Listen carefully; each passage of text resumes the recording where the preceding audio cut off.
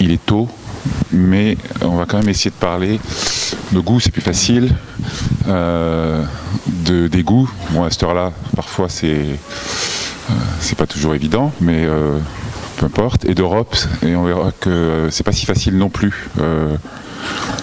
C'est pas si facile non plus de parler d'Europe sur ces sujets-là, comme sur d'autres.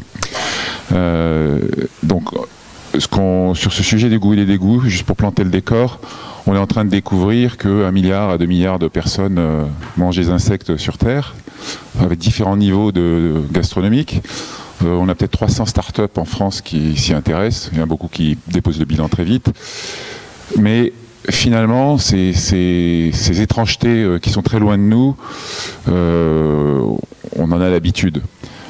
Les étrangetés à l'intérieur de l'espace européen, finalement, on est peut-être moins conscient des distances qu'il peut y avoir, à la fois sensorielles ou idéales, qui fait qu'on aime ou qu'on peut détester manger certains plats et que le goût des autres n'est pas forcément le nôtre.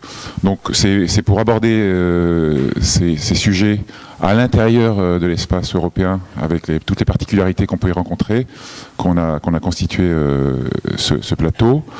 Et aussi en essayant d'avoir un peu, avec certains intervenants, un regard extérieur, un peu décalé.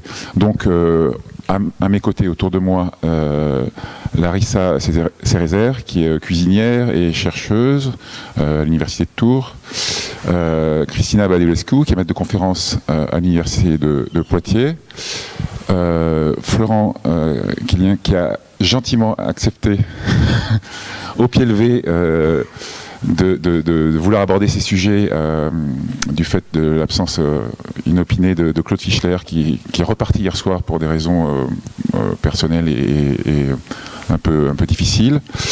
Et puis Tim Johnson, qui vend du vin et qui est restaurateur. Il expliquera dans quel ordre ça a procédé. Et qui a... C'est par lui qu'on va commencer à planter ce décor gustatif, qui a la particularité aujourd'hui d'être le restaurateur à Paris, qui a à la fois l'envie, j'ai presque envie de dire l'amour du plat, et aussi le courage, et c'est ça dont on va parler, de proposer à sa carte du haggis, donc qui est un plat typique écossais. Donc je pense que c'est intéressant de regarder déjà à travers ce que Tim nous en dit, quelles sont les questions qu'on peut se poser sur ce qu'on mange et ce que les autres mangent, alors qu'il y a juste une petite mer entre nous, et même si elle a tendance à s'élargir depuis peu de temps. Voilà. Donc Tim. Bonjour. Je vais vous présenter le haggis. Moi, j'ai commencé à vendre ça à Paris en 90, et je dois admettre qu'au début, c'était un peu un challenge, parce qu'il y avait un comédien français dans les années 50 qui a dit beaucoup de mal du haggis, et moi qui a toujours adoré ça quand c'est bon, je vous admets que ça peut être exactement comme ce monsieur l'avait décrit. Et je ne me souviens pas de ces mots exacts, mais il disait, quand vous le regardez, vous croyez que c'en est peut-être un, et puis quand vous le sentez, vous assurez que c'est peut-être un, et puis quand vous le goûtez, c'en est bien un. Et je suis désolé, mais le haggis peut être très bon. Moi, je le compare souvent avec en texture un haché parmentier. Servi évidemment avec des navets et une purée de pommes de terre. C'est quelque chose de très nourrissant, et surtout en hiver, ça vous rend chaud. Peut-être dire, Tim, ce que les gens, de quoi c'est fait, pour tout le monde ne sait pas peut-être, et du coup on va vite comprendre ce que les gens peuvent éventuellement, ce qui peut rebuter les gens dans l'idée qu'ils se font de ce que ça va être. La base, c'est du mouton. C'est la foie, le cœur et la langue. Et avec des épices évidemment sel et poivre et de l'avoine.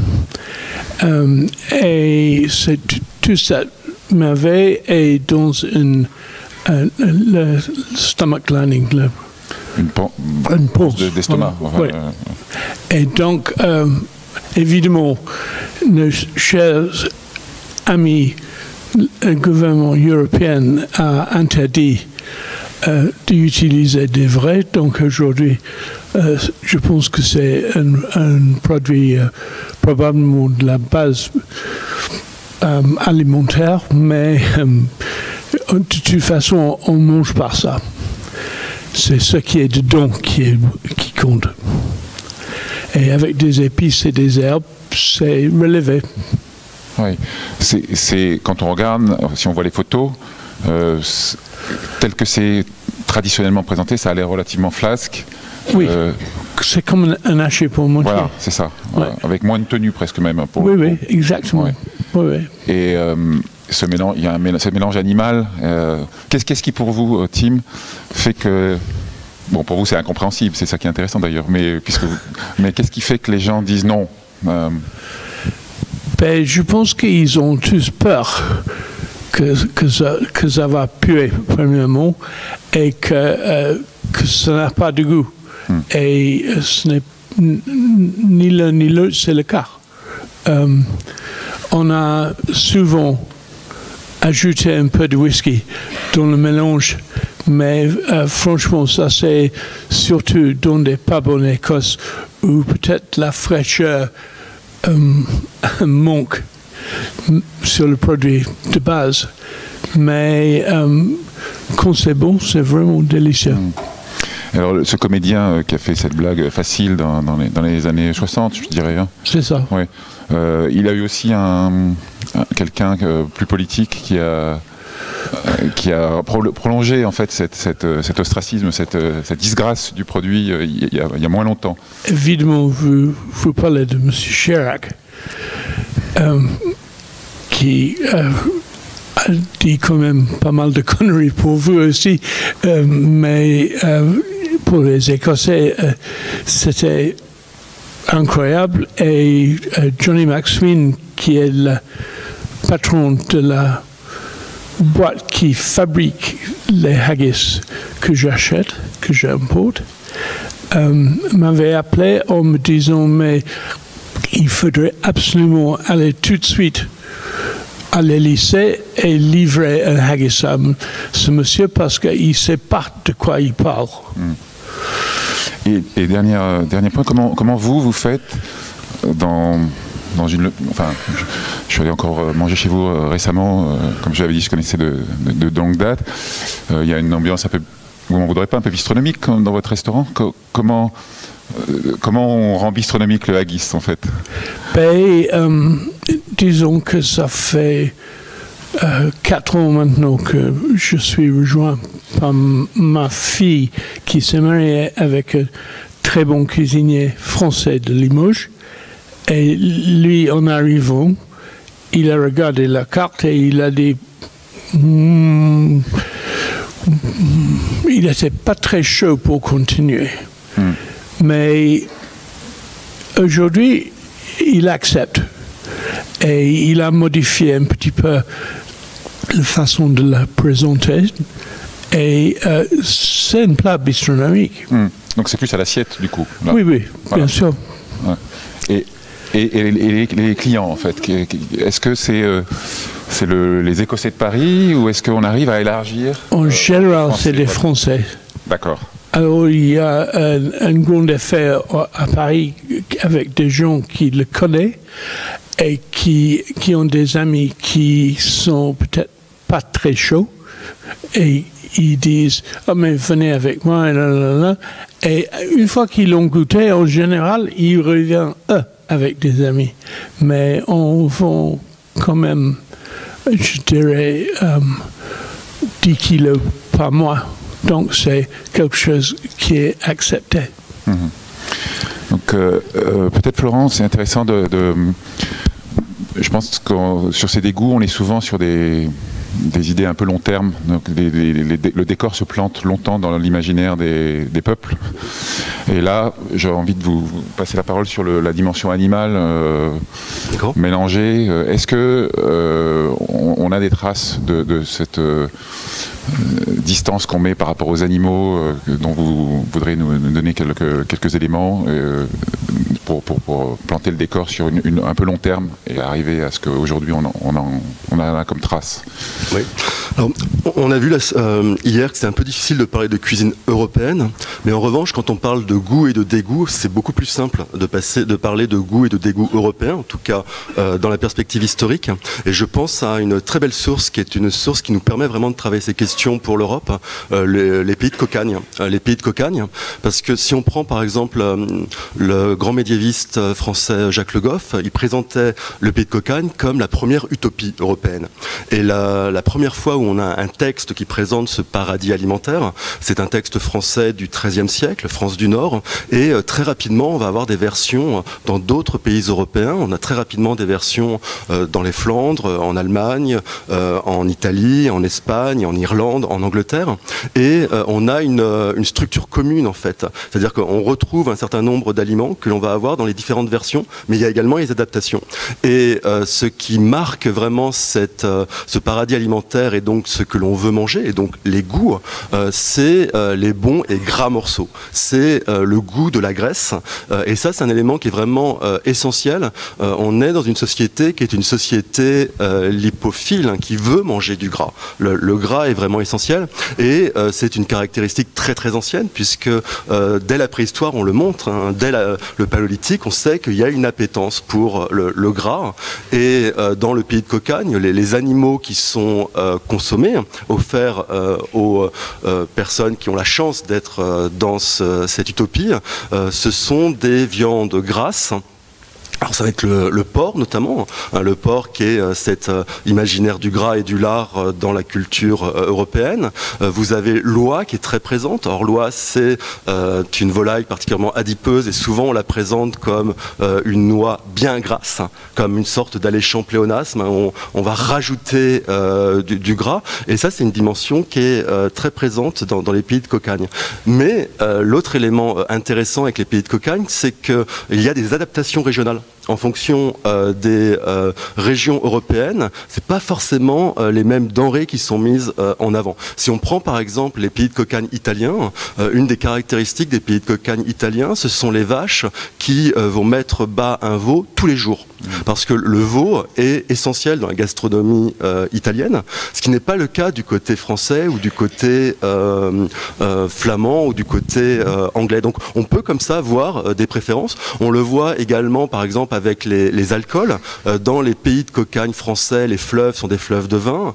Dans les versions flamandes, il y a un fleuve qui est un fleuve de bière. Vous voyez, il y a des adaptations, mais on retrouve quand même cette culture commune. Et on peut travailler les pays de Cocagne par défaut, c'est-à-dire se demander les aliments qui sont exclus du pays de Cocagne. Par exemple, dans les pays de Cocagne, on ne trouve pas la chèvre. La chèvre est la viande du pauvre dans la culture européenne, et donc la chèvre est exclue des pays de Cocagne. On ne va pas retrouver dans les pays de Cocagne les viandes dites puantes, comme par exemple le loup, le renard, c'est exclu. On ne retrouve pas le chat, alors qu'on sait que le chat est consommé à l'époque moderne, mais on n'a pas le chat.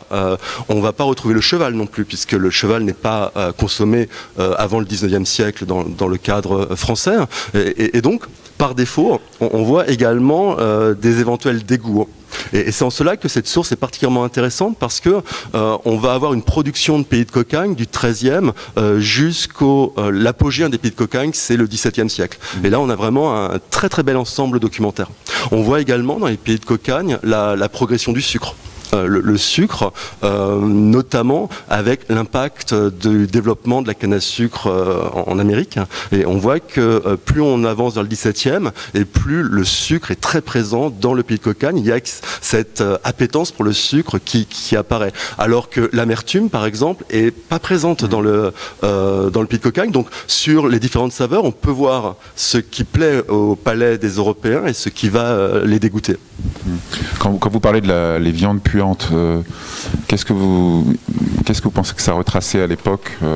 Parce que la puanteur Tim n'a pas utilisé le mot, mais je pense quand même que c'est cette idée qu'il y a derrière celui qui est repoussé par cette panse de brebis. Alors l'idée de la viande puante, en fait, c'est l'idée des charognards. L'homme n'est pas un charognard, c'est-à-dire que quand l'homme mange de la viande, c'est un animal vivant qui a été abattu. Et ça, c'est essentiel, parce que c'est une façon de montrer que l'homme n'appartient pas à l'animalité. Parce que l'animal arrive sur pied et il va être abattu avant d'être consommé.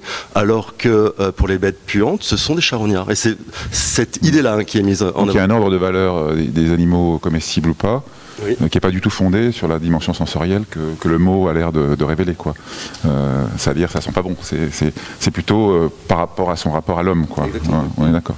Et du coup, pour prolonger, on a aussi à cette époque c'était tout un registre de volatiles qui ont disparu alors qu'ils étaient tout à fait acceptables. Alors, disparu, mais en même temps... Disparu notable, en tout cas. De notable, d'accord. Je pense que vous évoquez les cygnes, les grues, etc., les grands volatiles qui pouvaient être consommés jusqu'au milieu du XVIIe siècle. Sur les tables aristocratiques, on peut trouver ces grands volatiles. Toute l'Europe, hein. Pour toute l'Europe. Ah oui, là, on est vraiment sur un style, ce que Flandrin appelait le style international, en fait, qu'on retrouve sur beaucoup de tables européennes. Et ces grands volatiles vont être remplacés, en fait, par la dinde. La dinde qui vient d'Amérique et qui va très rapidement être consommé à la table des élites, puisque dès les années 1530 on est sûr que c'est consommé par les élites européennes, ce qui est quand même très rapide dans le contexte de l'Ancien Régime, parce que c'est une volaille, donc c'est prestigieux, et parce qu'il y a la dimension carnée ostentatoire. Et cette dinde va remplacer les grands volatiles comme les cygnes, les grues, etc., qui vont progressivement disparaître. En revanche, ce que l'on va conserver dans la culture occidentale, c'est l'idée que la viande blanche est plus saine que la viande rouge. Et ça, c'est quelque chose qui est très présent déjà dans la culture médiévale. Le référent gastronomique, c'est la perdrix dès le XIIIe siècle, et ça va être vrai pendant tout l'Ancien Régime. Quand on fait des comparaisons, la perdrix, c'est considéré comme le nec plus ultra, en fait, de cette gastronomie. Et on le voit même avec le parallèle qui est fait avec les poissons les plus prestigieux. Par exemple, la sole est présentée comme la perdrix de la mer. Et donc on retrouve ce parallèle qui est un parallèle positif, et la volaille est particulièrement recherchée, et si possible une volaille plutôt grasse, puisqu'on va la faire rôtir. D'accord. On aura l'occasion de revenir, je pense, dans la discussion sur le sang, parce que le point aujourd'hui, on est dans des interrogations certainement sur cette idée du sang, de l'animalité, on voit tout le chemin parcouru, bien sûr. Christina, peut-être témoignez-vous, et notamment aussi, parce qu'on a pas mal parlé de la gastronomie roumaine en préparant des marqueurs où par attirance ou par dégoût, peuvent être témoigner de l'altérité qu'on rencontre quand on mange. Alors, comment vous la voyez, qu'elle s'articule pour vous, de façon donc la gastronomie roumaine, déjà, si on veut dégager quelques caractéristiques, je pense que la première, ça serait intéressant de voir que c'est une gastronomie aussi qui est d'influence, qui a subi de nombreuses influences, qui s'explique aussi par le prisme historique, des influences à la fois gréco-turques, mais aussi austro-hongroise, puisque la Roumanie était sous occupation ottomane, mais également de l'Empire austro-hongrois. Mais au-delà, en fait, de ces influences dont on parle dans pas mal de traités et de revues de gastronomie, ce qui est intéressant dans la gastronomie roumaine, c'est de voir en fait la valeur à la fois identitaire et culturelle de ces influences, et surtout voir comment ces influences ont été assimilées ou hybridées, je dirais, dans une gastronomie qui est plutôt caractérisée de populaire. Donc ça, c'est le premier élément. Le deuxième, ce qui nous différencie un peu même des gastronomies, je pense des Balkans, hein, parce que souvent on a tendance à dire c'est la cuisine des Balkans, c'est également cette approche qu'on a de l'aliment, de la nourriture, qui est à la fois un lien entre le corps et l'esprit. On est ce qu'on mange, mais en Roumanie, la nourriture, c'est aussi un lien entre le corps et l'au-delà. La nourriture, c'est aussi l'expression, le lien entre le ethos et le thanatos.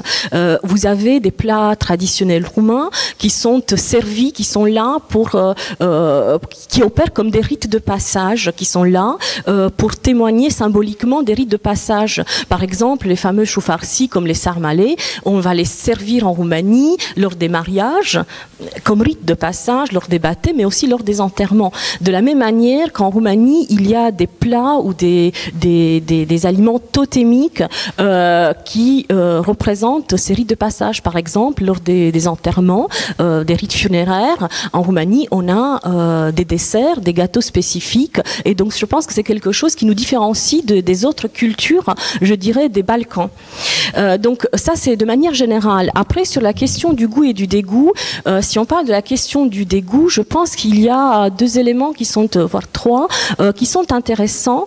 Le premier, je pense que c'est lié à la perception sensorielle de certains aliments, ce qu'on appelle aussi la perception proprioceptive.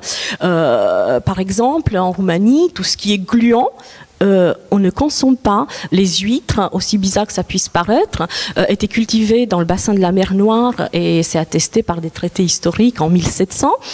Par contre, ce sont des mets qui arrivent en Roumanie via des cuisiniers français, mais qui ne sont jamais consommés crus, mais cuites. On va garder justement le jus qui donne un aspect assez fin aux huîtres, mais par contre, cette consistance, le gluant, c'est quelque chose qui, d'un point de vue sensoriel et culturel, en Roumanie, ne passe pas. Au-delà de ça, je pense qu'il y a aussi, c'est pas forcément lié à la question du dégoût, mais il y a aussi un élément très intéressant qui concerne l'aspect esthétique des plats. Alors, si en France, on a fait, je pense, l'effort de traduire d'un point de vue esthétique ou stylistique certains plats traditionnels, comme par exemple le bœuf bourguignon, vous avez des grands chefs cuisiniers qui maintenant vont justement le styliser, le présenter autrement. En Roumanie, ce qui caractérise aussi cette cuisine un peu traditionnelle et populaire, c'est surtout cet attachement à l'authentique. Il y a beaucoup de restaurants traditionnels qui vont surfer sur cette vague de l'authenticité, du traditionnel comme forme de valorisation d'un patrimoine immatériel. Donc non seulement on ne veut pas faire un plat raffiné, mais on veut justement garder l'aspect traditionnel d'un plat comme forme de valorisation d'une culture populaire qui existait autrefois. Pour les huîtres, quand vous dites qu'on fait cuire les huîtres, l'idée c'est quoi? C'est vraiment la substance, la texture, ou une histoire sanitaire? Comment vous analysez ça? Je pense que c'est vraiment la texture. C'est vraiment la perception, voilà, c'est la texture qui gêne, qui culturellement n'est pas forcément acceptable. Mais ça s'appliquerait à d'autres aliments? Est-ce que la Roumanie mange plus croquant d'une façon générale? C'est parce qu'on préfère avoir une action mécanique sur les aliments, ou c'est ce produit-là dont l'aspect bizarroïde c'est ce produit-là, mais il y en a d'autres. Par exemple, vous avez évoqué la viande de bœuf, le bœuf saignant en Roumanie, on ne le consomme pas. On ne le consomme pas. Donc il y a la cuisine française qui arrive, et par exemple si on parle des adaptations, une des adaptations c'est justement servir la côte de bœuf bien cuite, parce que culturellement parlant, et c'est vraiment lié aux textures et à la perception proprioceptive, c'est inacceptable. On va revenir, je pense pas mal échanger là-dessus. Larissa, alors avec un regard qui est à la fois intra-européen et un peu extra-européen, puisque vous avez des origines brésiliennes et de cuisinière, pour vous, un peu de nous donner un peu votre idée des marqueurs où c'est difficile, et qu'est-ce qui peut les constituer, et qu'est-ce qui vous frappe, vous, dans la cuisine européenne, qui peut être attractif ou repoussant en termes un peu généraux? Bonjour à tous. Donc, je suis brésilienne. C'est important de préciser, je suis une brésilienne du sud de Brésil. Donc, ma famille est d'origine italienne. Donc, chez moi, on mange, on va dire, plus européen. Donc, je reviens sur ça. Dans une région, donc, c'est les Pampas, donc, aux coutures gaucho. Donc, de l'Argentine, donc on mange beaucoup de viande, des barbecues. Donc là déjà, il y a un mélange culturel. Après, j'ai grandi dans une ville d'origine allemande. Et j'ai fait mes études supérieures dans une ville de colonisation portugaise. Donc déjà, ça il est sud du Brésil, donc le Brésil il a des influences multiples. Il s'est constitué comme ça, et notamment pour les goûts. Et je pense que voilà, on a eu cette vague de migration européenne au XIXe siècle. Mais les pays, ils étaient déjà très très métissés, on va dire, surtout pour les goûts. Et les goûts européens, ils étaient toujours présents, mais adaptés.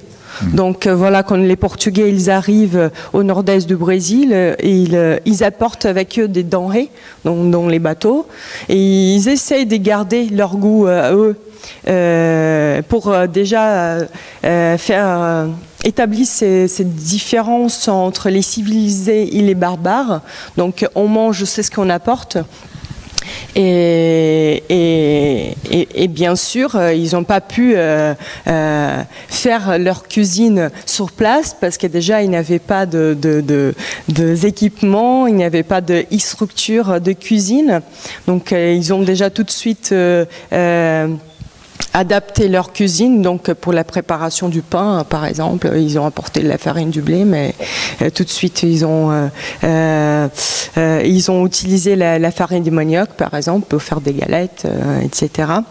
Et moi, je pense que si on regarde donc moi j'ai tous ces regards multiples déjà d'origine italienne, mais j'essaye, je vais essayer ici de regarder, de vous apporter un regard un peu plus brésilien, on va dire en termes général.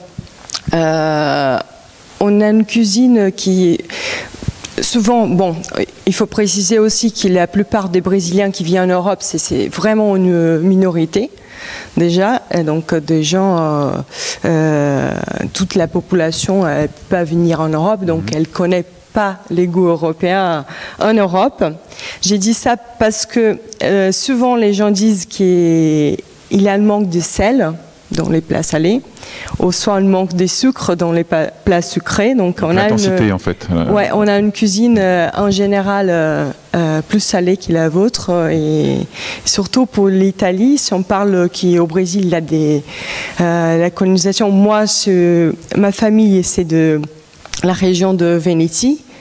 Mais par exemple à São Paulo, on retrouve une colonisation italienne plutôt du sud de l'Italie, donc plutôt de pizza. Ils mangent beaucoup de pizza, et la pizza italienne par rapport à la pizza brésilienne, il n'y a pas de comparaison. C'est complètement une pizza différente, comme on retrouve aussi en Argentine, une pizza complètement différente de celle de l'Italie. Et donc, souvent, j'entends parler de ces goûts, il manque de sel, il manque de sucre. Et sinon, je trouve que aussi, voilà, les goûts, il a changé de génération, et on mangeait plus de zaba avant. Donc, je pense que ça, c'est dû aussi à la colonisation européenne, mais aussi l'africaine. Et après, je crois que, voilà, en ces moments, je crois que c'est difficile de faire manger aux abats, faire manger les abats en cuisine aussi, ici en France notamment. Il y a quelques restaurants qui proposent ça, mais c'est pas tout le monde qui en prend. C'est difficile. Et au Brésil, notamment de génération, je pense la mienne, les gens mangent presque plus de abats, par exemple, parce que c'est les aspects. Voilà, c'est les viscères, donc on mange pas l'intérieur de l'animal. Oui. Et aussi, c'est intéressant de parler des huîtres, parce qu'il y a aussi, au sud du Brésil, c'est un producteur de huîtres, et des huîtres du Pacifique. et pareil, les gens ont du mal de manger l'huître crue. Donc on a un plat traditionnel de la région qui c'est gratiné. Donc ils mettent du fromage dans le huître pour faire passer ses goûts, la texture et l'aspect, voilà, l'aspect gluant. Ouais. D'accord. Tim, donc on fait manger du haggis, mais quel serait le haggis pour vous? C'est-à-dire qu'en ayant vécu des dizaines d'années en France, en ayant promené à travers le vin en Europe, qu'est-ce qui fait bizarre pour vous ou pour vos compatriotes à travers l'Europe? Je pense que Mademoiselle a raison, qu'on mange beaucoup moins des abats aujourd'hui. Nous, on voit que nos aînés mangeaient énormément de tripes, mais je pense que ça c'est aussi une question des guerres, que pendant la guerre on mangeait tout. Et moi, les tripes, j'aime pas ça. C'est une question de texture, c'est surtout ça. Et évidemment, il faut plus mâcher parce que c'est les trucs qui entre les dents. D'accord. Alors que le haggis c'est plus fondant. Oui, exactement. Mais vous voyez, il peut y avoir une convergence, hein, malgré tout. Ça reste à l'intérieur de l'animal. Oui, bien sûr. Mais je pense que pour les Britanniques, il y a aussi un problème avec les cuisses de grenouille et les escargots et les trucs comme ça, qui sont très faciles à faire entrer dans des restaurants en France. Mais si vous faites ça en Angleterre, c'est très difficile, et c'est pas que le fait que c'est très difficile de les trouver. Oui, même en France c'est compliqué la grenouille, mais alors là c'est quoi? Parce que pour l'escargot on va dire il y a le côté flasque qu'on va retrouver dans l'huître. Oui. Mais est-ce que c'est ça ou c'est ça après qu'on est disqualifié à l'animal? Puis après on reviendra là-dessus, je pense. Je pense que l'escargot de toute façon, on considère ça comme un morceau de caoutchouc dans du beurre aillé et persillé. Et donc, si on aime ça, on adore, mais les escargots avec du goût, on ne les connaît pas. Parce qu'il n'y a rien d'élastique ou de caoutchouteux de comparable et qui peuvent être aimés sur les îles britanniques? Pas que il n'y a rien qui m'attrape tout de suite comme ça. D'accord, bon, ok. Alors, peut-être, c'est intéressant, quand on voit le chemin parcouru sur le registre animal, hein, parce qu'on reviendra sur la relation à la mort, etc. Parce qu'on voit tout de suite, enfin, je suis un peu, comment dire, j'embête Tim tout de suite avec est-ce que c'est caoutchouc, etc. Mais on voit bien qu'on a toujours facilité à se donner des raisons sensorielles, et très vite, dès qu'on gratte, on s'aperçoit qu'il y a une classification, une morale, une relation au monde qui vient expliquer, ou qui peut expliquer, sans prétendre à quelque chose de déterministe à tous les coups. Donc là, on voit du point où, Florent, vous êtes parti, on avait une relation à un animal très gras, dans un idéal, ces pays de cocagne, qui est complètement perdu aujourd'hui, parce que ce sucre fort, ce gras, on est en train de le chasser, certainement. On a ces abats. La relation à l'animal, cette évolution qui nous amène jusqu'aujourd'hui, qu'est-ce que vous en diriez, vous? Alors, pour revenir sur l'escargot et la grenouille, parce que c'est intéressant d'un point de vue aussi d'histoire culturelle. Derrière, il y a aussi une raison religieuse, en fait. Il y a une raison religieuse. La grenouille et les escargots sont des plats, des aliments que l'on peut consommer les jours maigres en Europe catholique. La grenouille, pendant le carême, à Paris, était appelée au XVIe siècle le poulet de carême. Ça faisait partie de ce que l'on pouvait consommer. Et le dégoût britannique. Mais ce qui veut dire qu'Henri VIII avait déjà fait partir la grenouille du... C'est une des originalités en fait du basculement des Britanniques, du moins de l'Angleterre, du côté de la Réforme. La grenouille non. Si je peux en réalité, mais ça va dans le même sens. Ce qui est très intéressant dans le cadre de l'Angleterre, c'est qu'on s'aperçoit qu'au XVIe siècle, avec ce basculement de l'Angleterre du catholicisme à la Réforme, il y a une chute impressionnante de la consommation de poissons. C'est quelque chose qui est vraiment prouvé dans nos sources et qui est un impact de la Réforme. puisque la réforme ne reconnaît pas l'existence du carême, la réforme ne prend pas en compte les interdits calendaires d'obligations que l'on a du côté catholique, et on a des témoignages de voyageurs anglais ou écossais qui sont surpris par la consommation de poissons en France et par le goût que les Français peuvent avoir pour le poisson. Et je pense notamment à un étudiant écossais qui vient étudier le droit à Orléans et Poitiers dans les années, on doit être dans les années 1660, et il écrit son journal. Et dans son journal, il écrit que pour lui, 9 Français sur 10 préféreraient le poisson à la viande. Et pour lui, en tant qu'Écossais, c'est incompréhensible. Et il développe même les préférences en disant que les Français préfèrent le poisson de mer, le poisson frais de mer, la sole, etc. Et on voit bien qu'on est dans un autre monde. Parce que pour lui, il y a visiblement un dégoût pour ce poisson. Et une des raisons, c'est très probablement cette question religieuse. Et c'est pour ça que pour la grenouille et pour l'escargot, mais encore aujourd'hui, les régions européennes où on consomme des escargots, ça va être surtout l'Italie et la France, et donc des pays qui ont une gastronomie qui est de culture catholique, en tout cas dont les racines sont catholiques. Donc ça joue un rôle obligatoirement sur les habitudes, et les habitudes, c'est ce qui crée les goûts aussi. Alors il y a un autre élément à prendre en compte quand on parle du goût et du dégoût, et si on est du côté catholique, c'est une règle de bonne manière de table qui apparaît au cours du XVIIe siècle, qui va imposer de manger ce que l'on sert. À partir du XVIIe siècle, vous avez cette nouvelle règle dans les bonnes manières qui vous impose de manger ce que vous avez dans votre assiette, en partant du principe que si vous le refusez, c'est un caprice.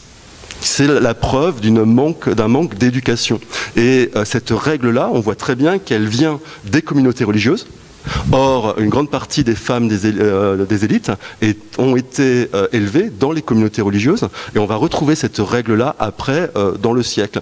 Et c'est aussi une caractéristique qui va opposer en fait le monde anglo-saxon au monde plutôt latin et plutôt donc sud-catholique de l'Europe, où on n'a pas la même liberté qui va être octroyée aux convives. Où du côté anglo-saxon, on peut plus facilement dire ça je n'aime pas, ça j'en veux pas, ça je veux, alors que du côté de l'Europe catholique, il y a cette idée qui apparaît vraiment au XVIIe siècle que si on est bien élevé, si on respecte la communion de la table, j'utilise le terme de communion à bon escient, c'est on doit manger la même chose, on doit manger ce qu'il y a dans son assiette, sinon ça devient un caprice, sinon on est trop raffiné. Et on le voit par exemple dans la correspondance de Madame de Maintenon quand elle évoque les demoiselles de Saint-Cyr, donc qui va former des demoiselles pauvres de la noblesse mais qui ensuite doivent se marier et créer des foyers. On précise très bien dans la correspondance qu'il faut qu'elles se forcent à manger même ce qu'elles n'aiment pas. Parce qu'elles doivent après être un modèle de bon comportement à table. C'est-à-dire qu'on va progressivement supprimer l'idée qu'il y aurait une diversité de goûts et que l'on pourrait choisir ce que l'on aime. Ça c'est vrai au XVIe siècle, pour la Renaissance c'est vrai. À partir de la seconde moitié du XVIIe, dans une partie de l'Europe, ce n'est plus vrai. Donc c'est une moralisation qui, avec un peu de, peut-être une mortification, enfin un côté un peu sacrifice d'oublier ses préférences pour participer à la communauté en fait. Alors il y a cet élément-là et il y a aussi l'idée qu'il existerait un bon goût qui est supérieur à vos préférences. C'est-à-dire qu'il y a l'idée que vous devez accepter en fait ce que l'on a décrété être le bon goût, les bons morceaux, etc. Donc on n'est pas derrière, il n'y a pas forcément cette idée de mortification, de privation. C'est plutôt l'idée d'entrer dans la communauté et de partager les mêmes goûts. Avec un idéal de ce qui se mange et ce qui ne se mange pas. Exactement, c'est-à-dire que vous avez dans les traités de civilité, les traités d'éducation, on vous précise quels sont les bons morceaux, ce que l'on doit préférer ou pas, parce que ça permet un jeu culturel aussi dans la société, ça permet d'apprécier ce qu'on vous donne. À partir du moment où on définit ce qu'est le bon goût, c'est-à-dire le bon morceau, vous pouvez, si vous êtes bien élevé, savoir quand on vous donne un morceau, si ce morceau est bon ou pas. Et donc accepter cet échange, alors que si on est dans une logique de diversité des goûts, on perd ce jeu social. Et finalement, dans les sources, on n'a pas de pourquoi. Nous, ce qu'on élabore en disant le visqueux, ou ça pourrait être sur le poisson les arêtes ou des choses comme ça qu'on rencontre. Hein, parce que dans ce que vous disiez sur il faut manger ce qu'on a, ce qu'on nous offre, c'est quelque part avant l'éducation au goût, ce qu'on dit aux enfants, mange ce que tu as dans ton assiette. C'est cette espèce de moralisation. Donc on n'a pas des raisons dans vos sources, c'est intéressant, de l'aspect de ce que ça nous fait dans le corps. C'est plutôt cognitif, quoi, moral, c'est social. Alors, il y a quand même. C'est pas tant différent d'aujourd'hui, au fond. Il y a quand même tout un discours sur l'imaginaire. Si on prend par exemple les volailles, si on se remet dans une logique chrétienne, dans le récit de la Genèse, les volailles sont créées le même jour que le poisson. Donc, différence obligatoirement entre les quadrupèdes et les volailles, obligatoirement. Vous avez également une idée qui avait été notamment très bien étudiée par Alain Gréco sur la grande chaîne de l'être, et l'idée que en fonction de la position de l'aliment entre Dieu, donc en haut, et la terre, on a un aliment qui est plus ou moins prestigieux, plus ou moins sain. Donc c'est-à-dire qu'on a quand même des grilles de lecture qui permettent de comprendre. Et après, ça rentre également dans le cas d'une société qui est une société totalement inégalitaire, hein, la société d'Ancien Régime, où par son alimentation, on montre son éducation, et donc on montre son rang, et on montre également la délicatesse de son estomac qui normalement est liée à la naissance. C'est-à-dire qu'il y a tout un certain nombre de codes socioculturels qui expliquent les préférences qu'on nous impose. D'accord. Dans ce que vous nous donnez, on voit bien la construction de règles qui ont une dimension historique et qui peuvent être changeantes et qui s'imposent à une communauté avec quand même pas mal de flexibilité. Les uns les autres, qu'est-ce que vous diriez de... si on prend l'animal, hein, parce qu'on a évoqué les abats, de règles qui s'imposent ou de raisons qui semblent s'imposer sur manger certains types, d'une certaine façon, les viandes, etc., par rapport au regard qu'on a sur l'Europe. On avait évoqué ça sur le cru, les différentes cuissons, et qui peuvent être en soi d'une catégorie sans se préoccuper de l'animal en question. Moi, je pense que par rapport, par exemple, aux grenouilles et aux escargots, aussi, il y a cette question de l'association. Donc, on ne mange pas par association. C'est pas vraiment une question de goût vraiment de sentir un goût étrange, mais par association, on ne mange pas cet animal, ces genres de viande, par exemple. Association dans le sens de la catégorisation. C'est une catégorie qui est disqualifiée parce que c'est pas mangeable. Ouais, je pense que ça vient de là. Par exemple, des grenouilles, on trouve partout, aux toilettes, par exemple, dans des régions qui sautent partout. Donc, il y a des régions il y a beaucoup donc associées au crapaud aussi. Donc, c'est dégoûtant. C'est un animal qui les gens ont peur normalement et ils n'aiment pas cet animal. Donc ça, c'est le lieu de passage, enfin le territoire qui est disqualifié, comme on va l'avoir avec, je sais pas, le rat par exemple, pour des raisons sanitaires ou pseudo-sanitaires en quelque sorte. Ouais, moi je pense que c'est dans l'imaginaire, donc ça on ne mange pas. Ça, on ne mange pas, les rats on ne mange pas, les escargots on ne mange pas. Et après, les abats, oui, on les trouve des cuisines régionales qui utilisent les abats, notamment les boudins. Donc il y a des plats mijotés liés au sein aussi. Mais c'est vraiment très localisé. Et aussi cette question de la transmission, vraiment. Donc il y a dans ces régions qui mangent ça, c'est pas forcément tout le monde de cette région qui en mange. Donc il y a aussi la question de génération, c'est la transmission. Donc dans ta famille, ils ne mangent pas, donc moi je vais pas manger, et mes enfants ne vont pas manger non plus. Donc ça se perd, on perd les traditions des abats notamment. Et moi je pense aussi qu'il y a cette relation à la cuisine aux cuisines d'Europe. Donc, je pense qu'au Brésil, donc, on identifie plutôt, bon, peut-être je dis des bêtises, mais je pense qu'on identifie plutôt les cuisines d'Europe, donc Espagne, Portugal, France, Italie, Allemagne. Moi, je pense que plutôt on reconnaît ces cuisines-là. Différenciées, vous voulez dire? Ouais, clairement. Différenciées. Donc, toute l'Europe, on ne reconnaît pas forcément toute la culture Mais alimentaire. comme un goût allemand, un goût français, un goût italien. De l'extérieur, ça... Plutôt une différence entre ces cultures, ces cuisines. Et donc, par exemple, la cuisine française, je pense que voilà, les cuisines européennes que j'ai citées, c'est la question, par exemple, l'odeur que dérange aussi. Donc, on goûte pas une chose qui sent fort. On ne va pas goûter. Donc, je retrouve beaucoup de gens au Brésil qui se refusent de goûter des choses parce que voilà, c'est des références très très fortes culturelles, notamment, les choses qui puent, c'est périmé. Donc, une chose comme ça. Donc, je ne vais pas manger quelque chose qui pue parce que dans l'imaginaire, elle est plus bon. Donc, c'est lié à l'évolution du produit. Donc ça nous amène à la fermentation. Et Tim, on a des produits en France et en Europe qui sont appréciés, qui sont fermentés, comme les fromages malgré tout. Évidemment. Et les fromages en France, premièrement, il y a une diversité fou.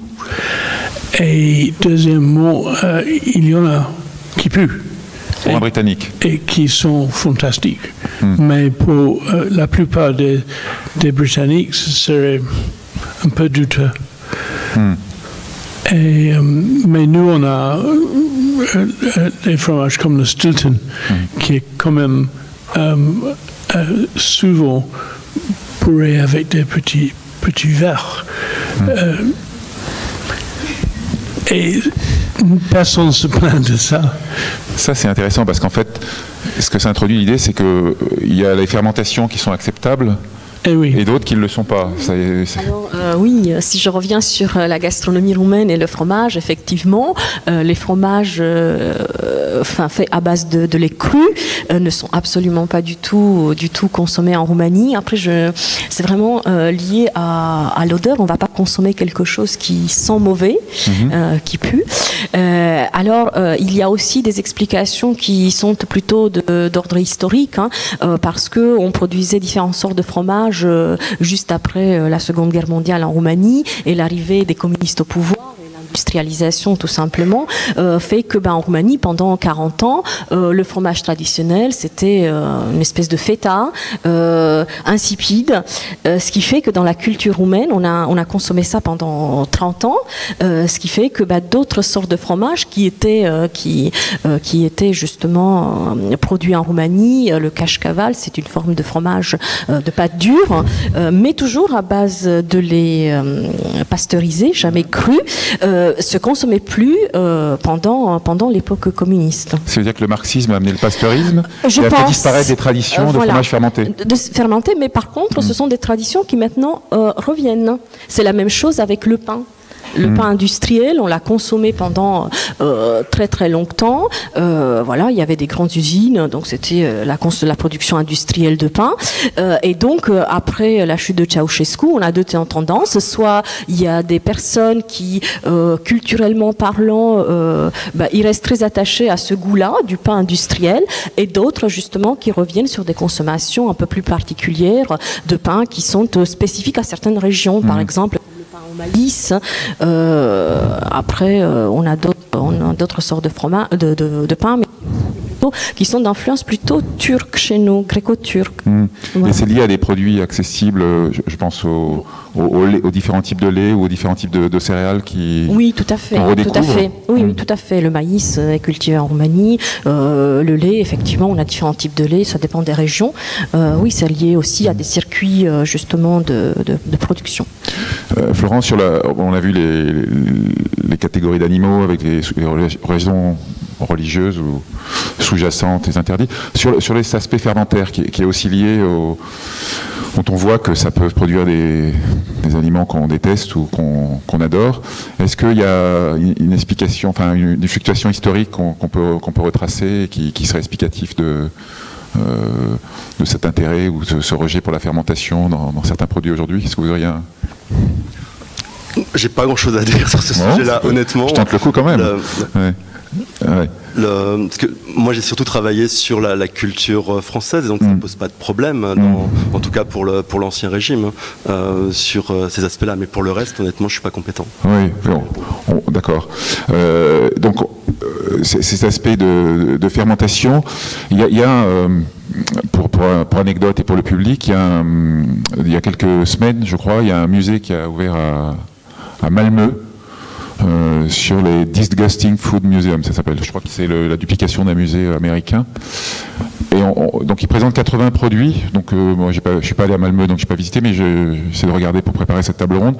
La fermentation est présente dans certains produits, ou la fermentation supposée, parce que bon là c'est pas un produit européen, mais le durian, qui a de ces odeurs très fortes, qui est apprécié en Asie du Sud-Est par pas mal de populations.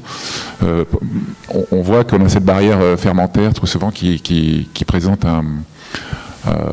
une résurgence de l'évolution animale, je pense. C'est ça où j'essaie de vous emmener. Est-ce que la conservation a fait évoluer ces barrières sur les aspects faisandés? C'est peut-être là où j'essaie de vous rejoindre pour les différentes façons de manger les viandes, où finalement il y a des raisons sanitaires qui sont venues s'imposer comme des raisons gustatives au bout d'un moment, et dont on garde les traces et qu'on fait fluctuer aujourd'hui dans notre relation à l'aliment, quoi. C'est ça que je voulais évoquer.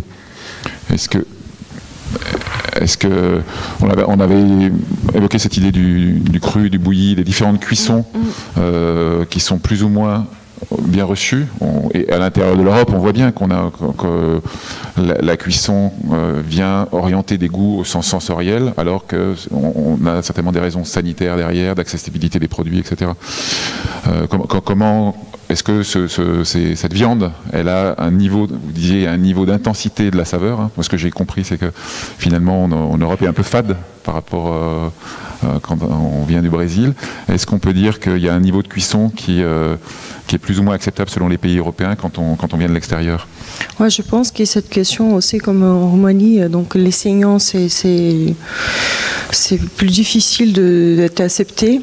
Bien sûr, comme je dis, il y a des gens qui en mangent encore, mais je pense que la culture aussi, elle était beaucoup des viandes salées à l'époque. Donc, quand ils ont commencé à voyager à l'intérieur du Brésil, la façon d'apporter avec eux les viandes, donc c'était la base alimentaire, c'était les viandes salées, et donc la farine de manioc et haricots noirs bouillis, donc qui font une sorte de pâte avec cette farine de manioc et la viande salée. Donc ça, c'est un peu la base de l'alimentation pendant cette époque de découverte du pays.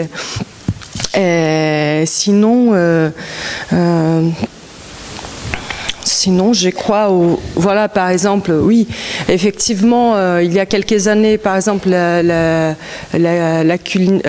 cuisine japonaise est arrivée. Bon, on a une grosse colonie japonaise à São Paulo depuis des tout débuts du XXe siècle, mais cette cuisine japonaise, elle est arrivée il n'y a pas longtemps, on va dire 20 ans, et donc c'est les goûts de cru. C'est pas normal, c'est pas tous les mondes qui en mangent au Brésil. Donc c'était un phénomène un peu de classe sociale au début, dans un discours d'un produit sain, un truc pour la santé, qui fait une cuisine légère. Mais effectivement, si on regarde les produits japonais au Brésil, donc ils sont adaptés aussi au goût.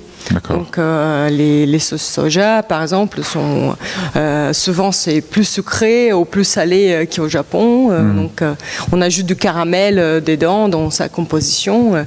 Donc oui, il y a tous ces changements de goût.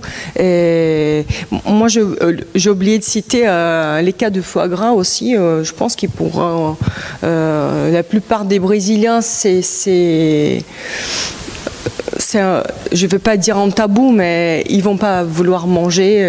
C'est étrange, déjà, la façon qu'ils ont de gaver un animal pour avoir son foie malade. Donc, en brésilien, on va voir comme ça. Donc, dans la relation à l'animal. En fait. Ouais, dans la relation animale. Et donc, moi, je pense que c'est ça. C'est en quelque sorte une sensibilisation à l'animal. D'accord. Alors ça m'amène à venir sur le sujet du sang en fait, parce que je pense que quand Florent évoquait l'aspect religieux, l'ostracisation donc des poissons, enfin l'arrivée du poisson par rapport à ça, et la dichotomie qui s'installait par la religion. Bon. Sans être provocateur, mais on a cette espèce de ces nouvelles règles morales qui apparaissent, qui sont presque religieuses. Quand on voit les communautés qui se créent autour du véganisme, on est dans une relation une religion laïque, bien sûr, qui s'installe. Et on a peut-être une évolution je ne sais pas ce que vous pensez les uns les autres, de cette relation au sang et à l'animal qui est en train d'évoluer avec une accélération terrible, quoi. Quels sont les ancrages en fait historiques qui permettent que notre relation reste stable, ou est-ce que les gens vont basculer? Comment... Alors, la question du sang est particulièrement intéressante parce que dans le christianisme, il n'y a pas d'interdit alimentaire absolu.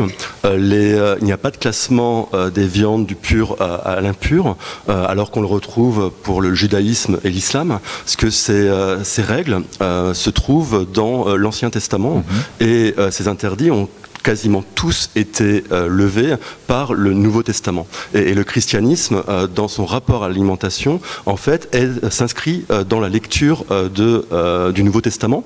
Et il y a deux interdits alimentaires qui sont conservés, en fait, si on reprend le Nouveau Testament. Vous avez la consommation des viandes des sacrifices païens, donc ça va disparaître assez rapidement, et le sang aliment. Le sang aliment, normalement, est interdit. Si on reprend le Nouveau Testament, et ça disparaît en fait au cours du Moyen-Âge. Et si on prend la période sur laquelle je travaille, donc l'époque moderne, en fait on s'aperçoit que ça ne pose plus problème de consommer par exemple du boudin noir. Autour du sacrifice du cochon, il y a notamment cette consommation d'un sang aliment en plein hiver en plus. Donc il y a quand même une interprétation culturelle qui peut aller assez loin sur la vitalité de la communauté quand vous avez toute une culture du don, notamment de boudin.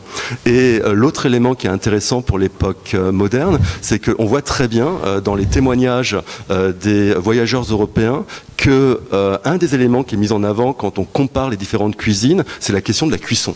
C'est la question de la cuisson.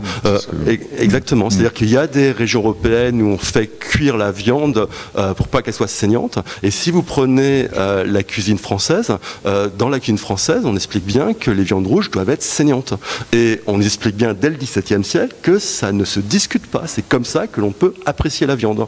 C'est des éléments qui surprennent des voyageurs européens qui trouvent que c'est trop saignant en fait. Alors que dans la logique culinaire française, c'est cette idée que l'on respecte le naturel du produit par cette cuisson-là.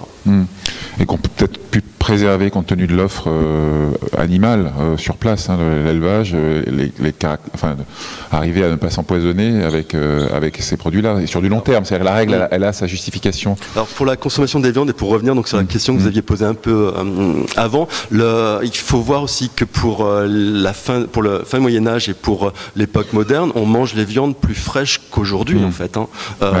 Donc c'est non mais c'est important ce rapport. C'est-à-dire qu'on n'est pas du tout dans la logique de ces viandes maturées. On n'est pas du tout par rapport à ça. Donc il faut surtout pas imaginer que derrière il y aurait toute une réflexion sanitaire sur des viandes qui seraient corrompues, etc. Ça ne tient pas. Ça n'avait pas de sens en fait. Non mais puis ça ne correspond absolument pas au calendrier de l'abattage et de la consommation des viandes en fait.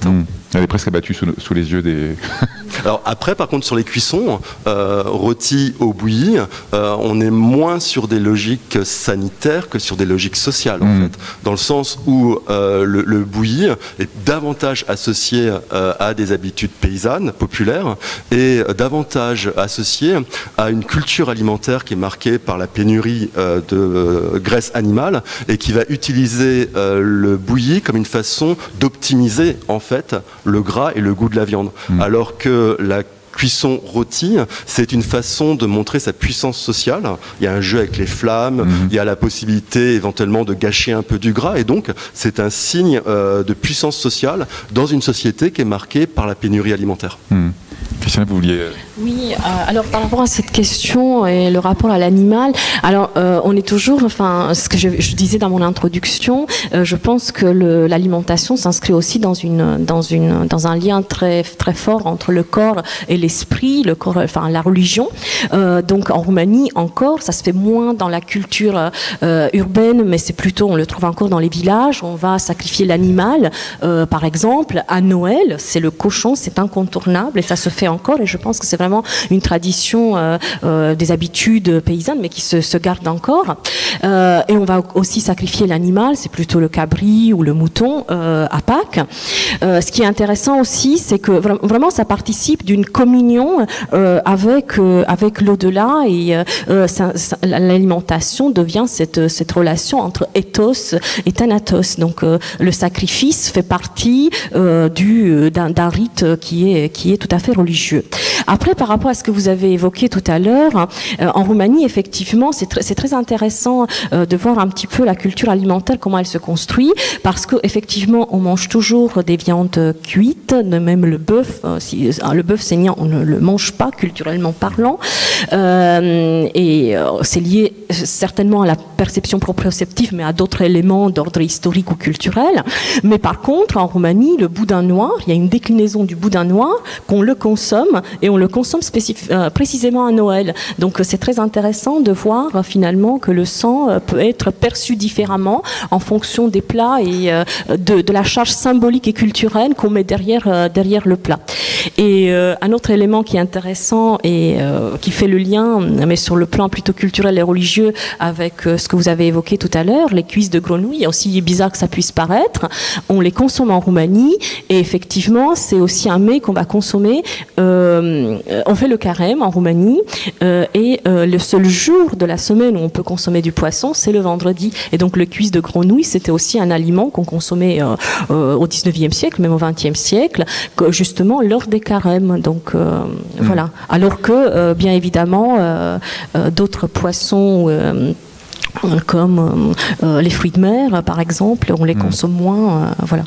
Tim, peut-être avant qu'on conclue et qu'on passe la parole à la salle pour partager les goûts et les dégoûts et réagir, je pense que c'est certainement ce qui sera intéressant aussi. Sur la viande, la cuisson, qui est quand même un grand poncif de la relation franco-britannique. Je pense que la raison principale que les Français ont toujours dit vous êtes britannique, la cuisine, c'est parce que justement les légumes étaient bouillis à mort et la viande était trop cuite. Et on disait les Anglais mangent pour vivre et les Français ils vivent pour manger. Donc les Anglais font très cuire, c'est pour être sûr de ne pas mourir de ce qu'ils font. Oui, pour que ça soit je bien pense cuit. que Non, j'exagère. Oui, non, mais c'est un peu ça. Et c'est aussi, pour revenir sur cette histoire, de terminer son assiette.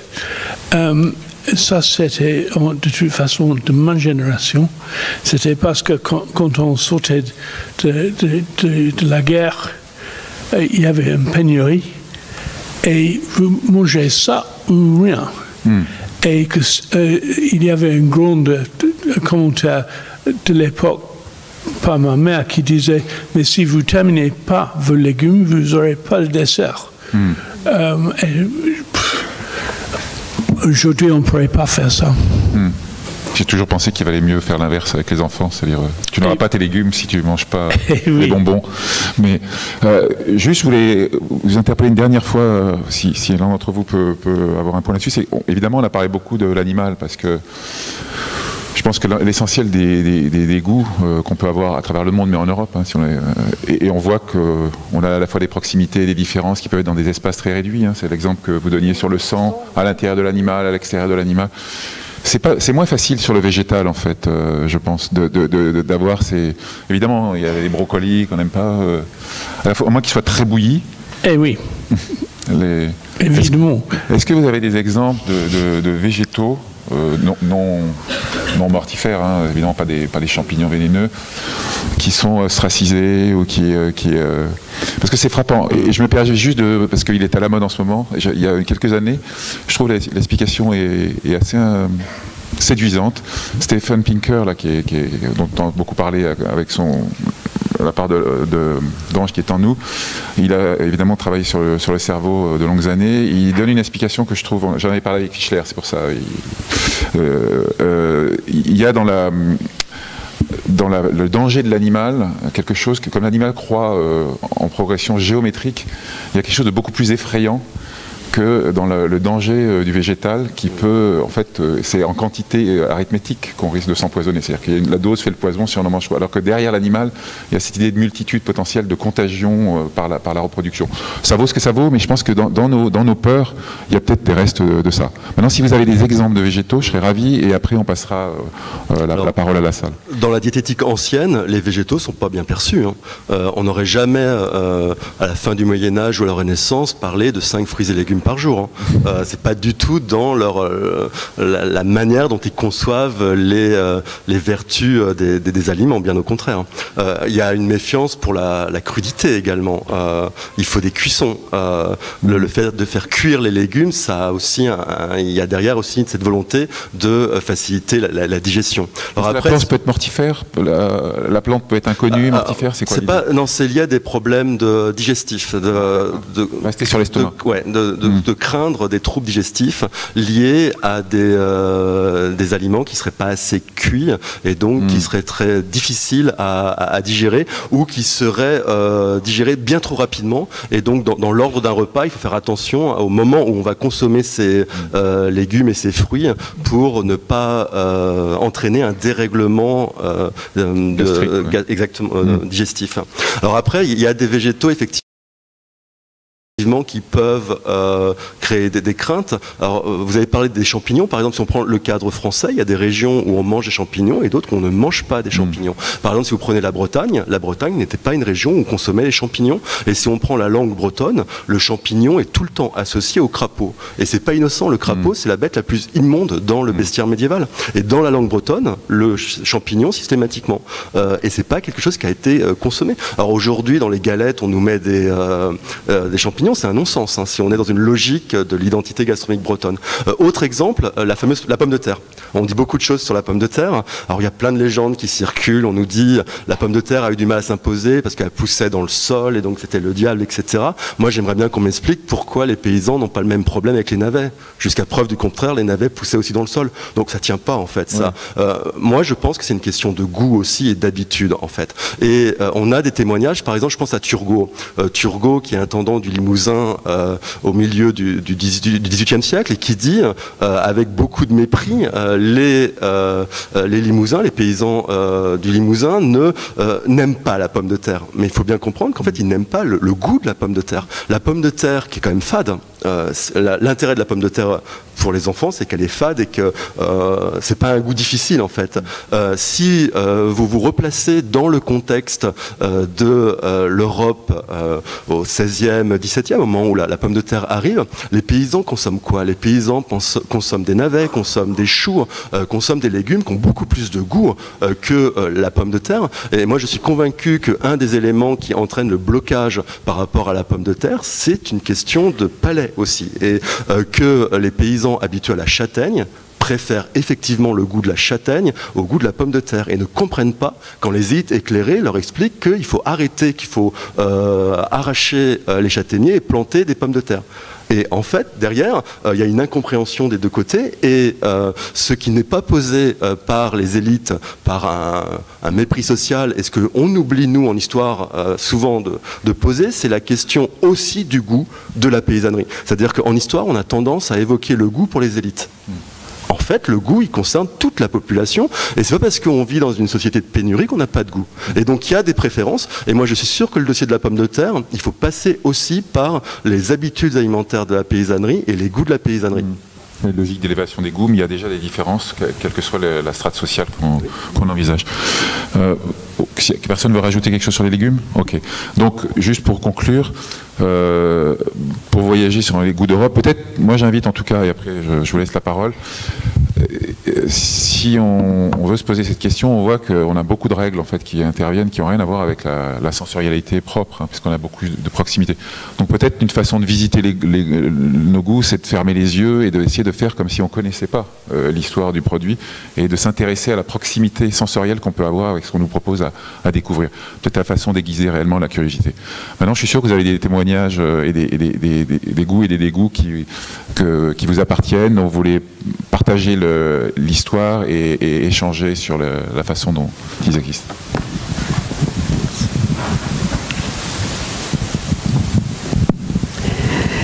Un titre, anti-viande ou anti-êtres humains. 1 minute plus 20 secondes d'où je parle.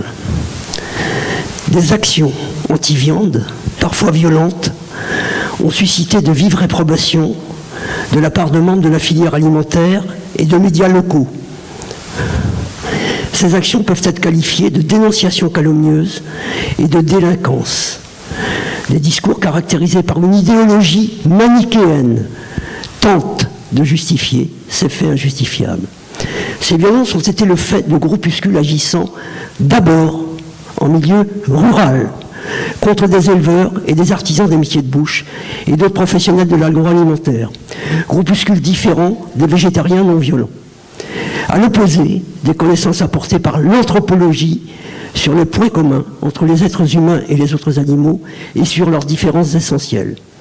Une complaisance et une indulgence complices ont caractérisé les positions d'une grande partie de la classe médiatique et de la classe politique, avec une conséquence, une confusion et une tolérance à ces violences dans une grande partie des citoyens.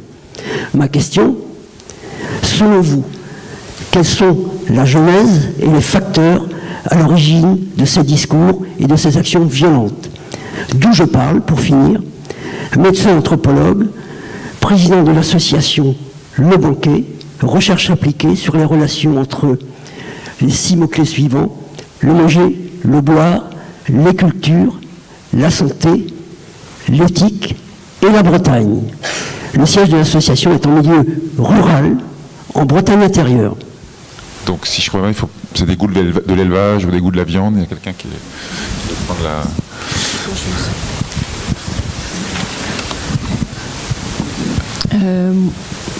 Bon, si j'ai bien compris la question, la cuisine brésilienne, par exemple, elle est très très carnée, et je pense qu'il y a quelques années, les mouvements végétariens ils commencent vers une force très très importante, parce que voilà, on travaille encore sur des systèmes d'élevage extensif, donc c'est un peu un gros problème au Brésil.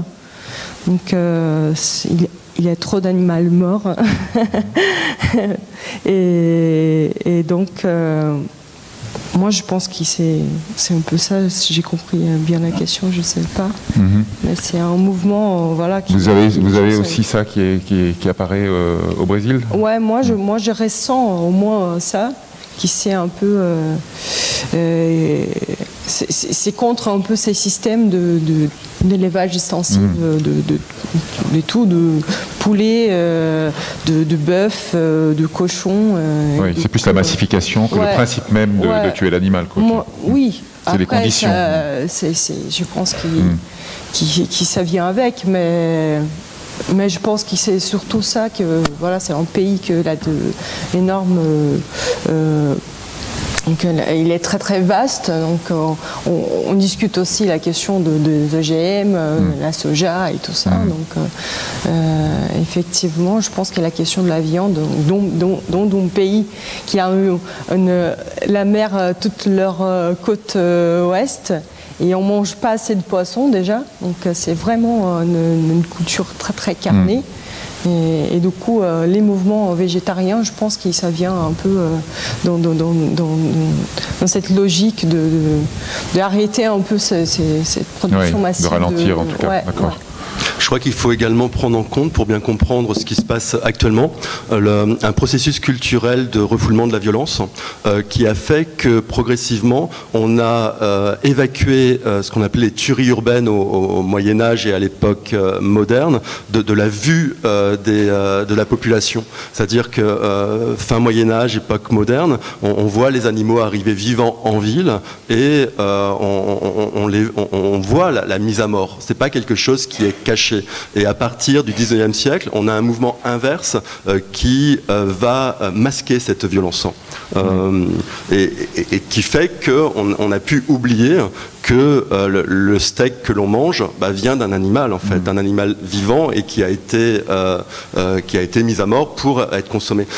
Et là, dans les images ultra-violentes que l'on voit, il y a aussi à prendre en compte le fait que c'était un aspect qui progressivement avait été totalement été évacué de notre champ de vision. Voire caché même. Totalement, oui. Oui. Donc la question, elle peut peut-être se poser sur l'adaptation, la nouvelle adaptation au milieu, à la relation. La question, c'est est-ce que j'ai l'impression qu'il peut y avoir des bascules rapides dans l'histoire, et c'est peut-être ça qu'on est en train de vivre, même s'il y a des réactions alors que la relation quantitative entre les animaux et les humains présents, elle ne peut pas se faire évoluer en 5 minutes, quoi. Mais dans la tête, ça va très très vite, alors que, surtout avec les moyens qu'on a de communiquer des idées, alors que dans la relation agricole, etc., ça prend beaucoup plus de temps. Une autre question, peut-être ? Oui, bonjour, Vincent Morillo de la Sorbonne, je suis géographe. Je voudrais apporter un complément peut-être sur la question de l'influence des religions. Je pense qu'elle est très importante, et poser une question ou donner un rebond sur les légumes, parce qu'effectivement les légumes manquaient un peu sur le plateau. Alors sur les aspects religieux, il me semble qu'il faut bien distinguer le sang et le saignant. Pour moi, le boudin, c'est effectivement, pour les chrétiens, la possibilité de manger du sang. J'en veux pour preuve que les juifs peuvent très bien manger de la viande saignante du moment qu'elle est cuite.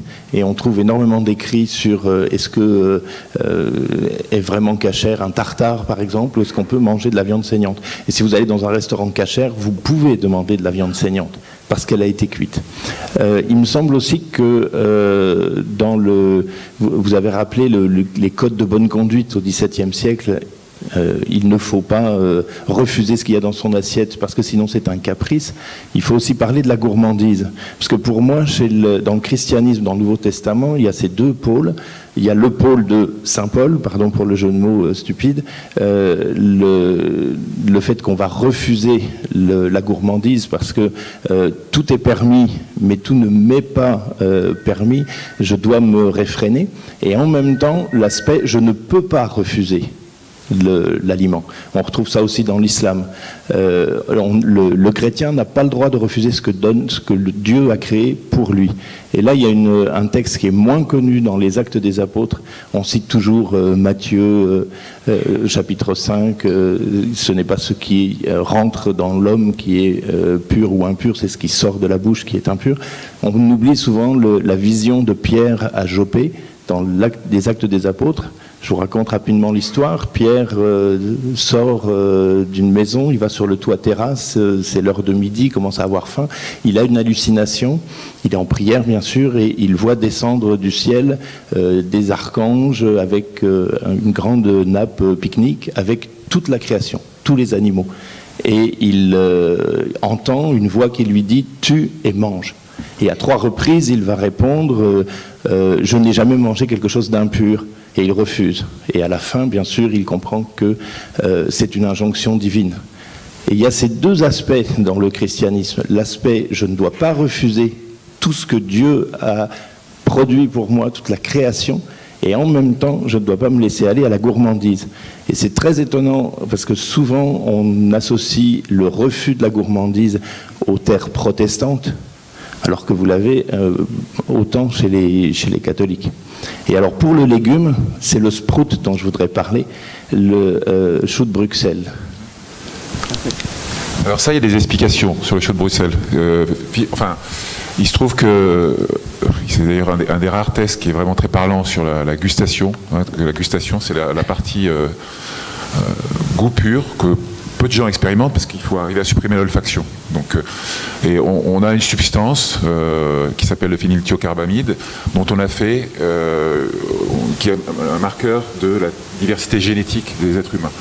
Ça a même été, si vous tapez ça sur Internet, vous allez trouver un tas d'âneries, parce qu'on a construit une théorie des super-testeurs, etc. Donc il se trouve que on est super-testeurs ou non-testeurs de ce produit. On est super-testeurs ou non-testeurs de ce produit. Ce qui a été montré par rapport au chou, c'est que les gens qui sont sensibles à cette substance, qui fait que quand on la fait goûter, on sent une forte amertume alors que d'autres sujets ne sentent rien du tout, ce sont souvent des gens qui ont des problèmes avec le chou de Bruxelles. Donc je ne sais pas si ça amène une réponse, mais il peut y avoir parfois, contrairement à ce qu'on a démontré pendant 1 heure, des raisons de pure sensibilité stricte qui font qu'on on sent quelque chose de très fort qui nous est désagréable dans un produit. C'est rare, mais ça existe. Oui, oui, mais il y a beaucoup de gens qui n'aiment pas les choux de Bruxelles aussi pour cette raison. Alors après, il peut y avoir aussi se superposer je me suis permis de répondre à ça parce que c'est un sujet sur lequel je suis pertinent. Il peut y avoir une deuxième couche qui est la raison culturelle. Elle est tout le temps là. Mais parfois, il y a, ça reste encore aussi à étudier, une raison vraiment sensorielle. C'est rare en fait, malheureusement. Donc alors, je vous remercie pour la question sur la gourmandise. Il se trouve que j'ai écrit une histoire de la gourmandise d'Evagre le Pontique à nos jours, et vous avez entièrement raison. La question est posée dans le christianisme et dans le catholicisme, et il n'y a pas dans le catholicisme de rejet du plaisir alimentaire parce qu'il est conçu ou compris comme ayant été voulu par Dieu, puisque ce sont des aliments et non des alicaments en fait. Ce ne sont pas des médicaments, ce sont des aliments, et donc le plaisir a été voulu par Dieu pour forcer la population à répondre à l'injonction biblique du croisser multiplier, hein, qui est centrale. Et dans la manière dont on va définir le péché capital de gourmandise, donc gula, hein, le gosier qui veut dire également donc, le terme latin qu'on utilise pour la gourmandise, vous avez plusieurs items en fait hein, qui ont été définis par l'Église catholique au cours du Moyen-Âge. Vous avez donc l'excès, vous avez de manger hors des repas, aux heures qui ne sont pas autorisées. Vous avez la question de manger avec trop de raffinement et de se montrer trop délicat en fait. Et tout le travail des directeurs de conscience hein, et de la casuistique, qui est particulièrement riche hein, si on travaille sur les questions de culture de l'alimentation, c'est de définir l'adverbe trop. C'est quoi manger avec trop de raffinement? C'est quoi être trop délicat? Et en fait, ça dépend, pour l'époque moderne, pour l'Ancien Régime, de votre statut social. C'est là où on va déterminer le comportement que vous pouvez avoir ou pas. Et dans cette dernière règle sur le fait de manger tout ce que l'on nous sert sans faire être trop délicat, on retrouve une des définitions possibles du péché de gourmandise.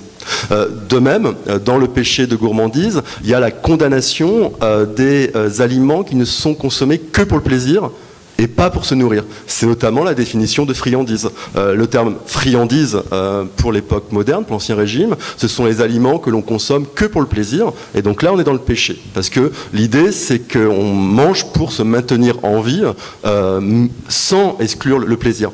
Et on voit très bien, dans les récits hagiographiques, dans la vie des saints et des bienheureux, que l'Église est gêné par rapport à la mortification alimentaire qui est trop poussée. Alors, on a des cas pour la fin du Moyen-Âge et le XVIe de vie présentée encore un peu comme exemplaire, où on va essayer d'aller très loin dans la mortification alimentaire en rendant les plats immondes, en y ajoutant de l'amertume, en ajoutant de la cendre, etc. Donc là, on a un très beau dossier également pour travailler sur les dégoûts. Mais Pour l'Église, c'est gênant. Pour l'Église, c'est gênant parce que la mortification alimentaire peut créer en fait deux péchés capitaux bien plus graves que la gourmandise, à savoir la colère par un organisme affaibli et l'orgueil.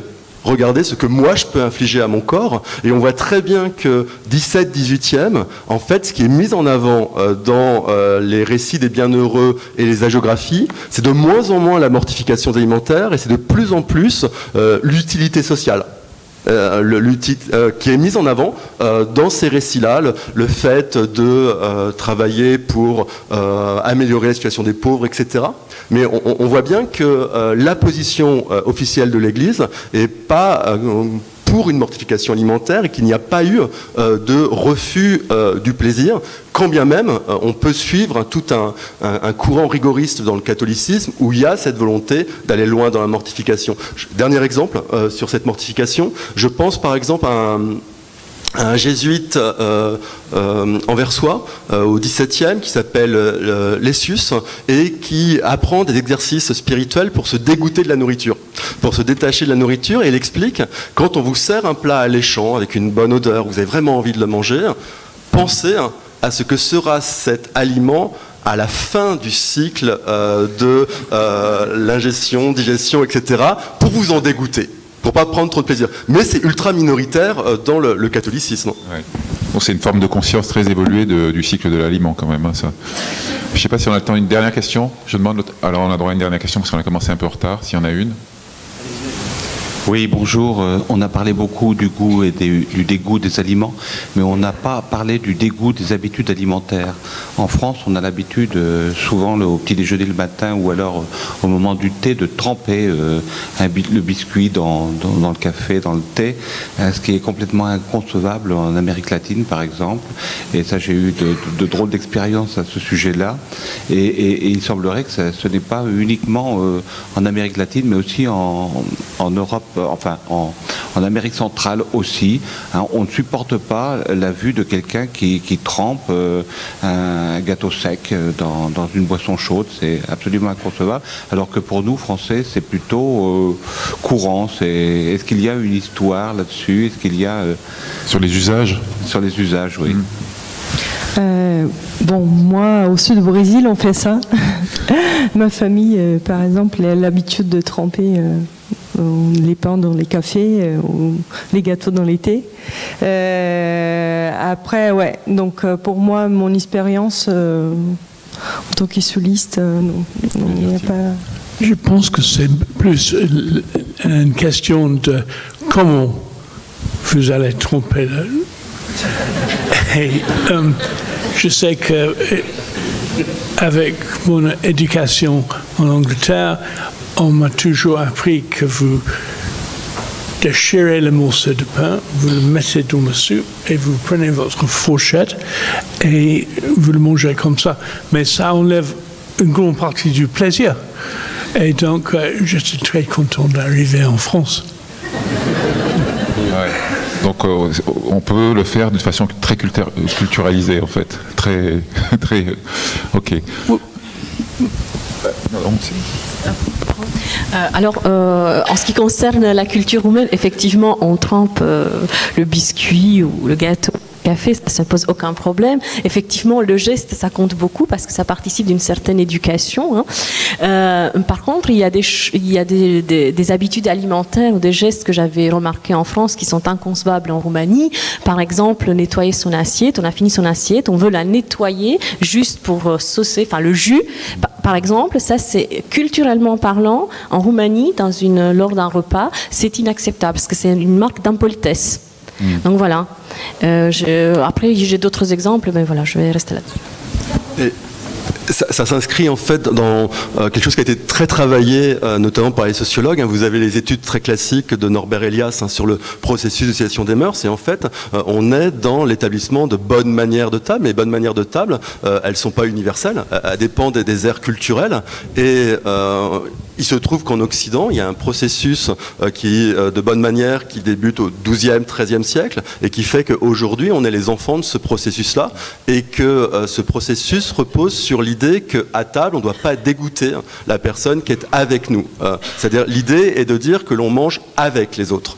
Et vous allez avoir, mais c'est très long comme processus culturel, un certain nombre de règles qui vont progressivement s'imposer pour ne pas dégoûter. Et ça, on les voit très bien dans les traités de civilité. Mais il faut faire attention, c'est parce que c'est dans les traités de civilité que c'est forcément appliqué au même moment. Des fois, on peut être surpris et il ne faut pas imaginer... par exemple, si vous prenez Versailles, fin 17e, il ne faut pas imaginer des raffinements de table très poussés. On mange avec ses doigts, on rote à table, etc. Ce n'est pas du tout ce qu'on peut lire dans les bonnes manières publiées au même moment. En revanche, ce qui est sûr, c'est qu'il y a ce processus qui fait qu'on explique, par exemple, que dès le XVIe, quand on boit, par exemple, on ne doit pas marquer en faisant du bruit les différentes gorgées, par exemple. Il y a cette idée qu'on ne doit pas rendre son corps sonore dans les bonnes manières occidentales, parce que sinon, ça peut renvoyer à l'animalité, ça peut dégoûter l'autre. Il y a l'idée que quand on boit, il faut faire attention de ne pas avoir les lèvres grasses et de laisser des traces sur le verre. Et derrière, ce sont effectivement des codes liés à l'éducation et qui sont réellement liés à des cultures et à des classes sociales. Donc si je devais improviser un mot de conclusion, parce qu'il faut conclure, c'est que c'est intéressant dans l'histoire du dégoût par les manières de table, parce qu'on voit bien à quel point c'est fluctuant, mais du coup, on voit bien que toutes les raisons qui font que, par exemple, un enfant, et en tant que parent, on a tous été amenés en suivre, qui nous dit « c'est pas bon », on a toujours l'impression que c'est une question du goût, de ce qu'il va ressentir corporellement en lui. Et plus on regarde les choses, plus on voit que justement, c'est les jugements de valeur, c'est tout un tas de choses qui se sont construites à la fois individuellement dans son parcours dès le ventre de la mère, et puis dans sa façon de rentrer à la société. Et si on revient sur le sujet, pardon, j'ai éloigné mon micro, sur le sujet européen, si on doit rencontrer les cultures alimentaires des autres, on doit pouvoir le plus possible suspendre son jugement pour prendre conscience de sa sensorialité propre et de la liberté qu'elle contient. Je pense que c'est ça l'avenir. Et face aux enjeux planétaires et alimentaires, si on ne veut pas tous manger la même chose et épuiser les ressources, on aura certainement, à la fois dans l'espace européen et au-delà de l'Europe, très certainement, à mettre notre curiosité au service de la diversité et de l'ouverture, peut-être au risque de perdre quelques bonnes manières au passage. Voilà. Merci à vous tous, en tout cas, d'avoir nourri ces échanges.